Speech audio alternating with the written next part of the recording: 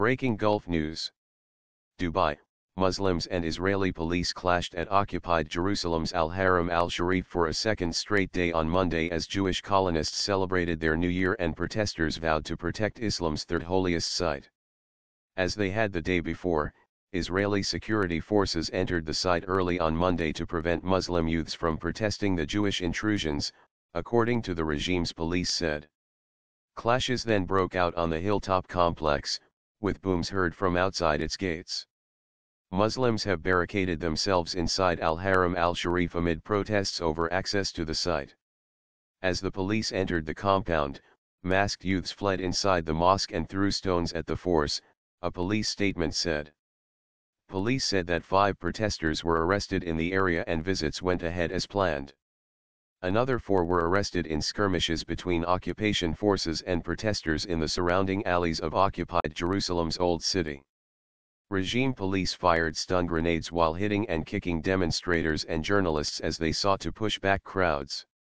Muslim protesters fear Israel will seek to change rules governing the site, with far-right Jewish groups pushing for more access to the area and even efforts by fringe organizations to erect a new temple.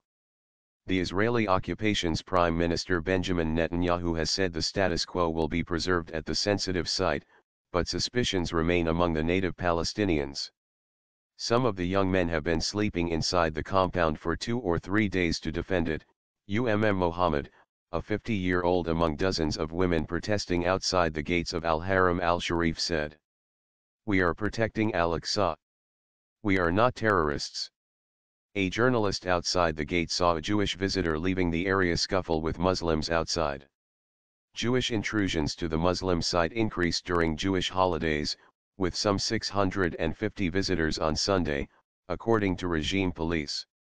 Another 500 visited on Monday during the 7:30 a.m. to 11 a.m. visiting hours, police said.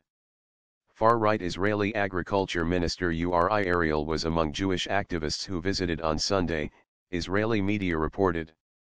Israeli Defense Minister Moshe Yaalon last week outlawed 2 Muslim groups that confront Jewish visitors to the site, further fueling tensions. His office said the Murabitat and Murabitun groups were a main factor in creating the tension and violence at the compound. In clashes on Sunday, Muslim witnesses said police entered the mosque and caused damage.